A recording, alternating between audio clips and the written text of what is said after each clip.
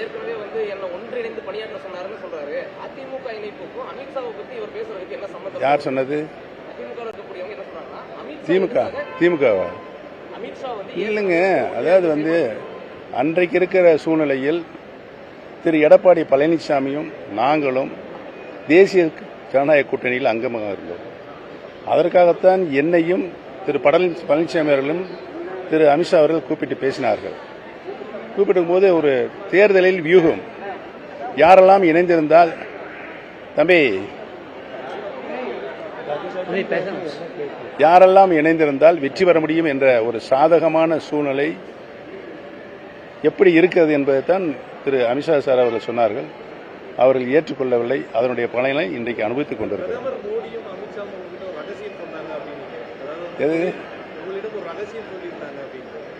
இல்ல அவங்க ரெண்டு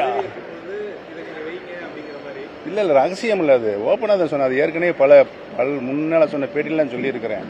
நீங்கள் உறுதியாக அதிகாரமுள்ள ஆட்சியின் அதிகாரமுள்ள பதவியில் இருக்க வேண்டும் மஸ்ட் என்று எனக்கு சொல்லியிருக்கிறார்.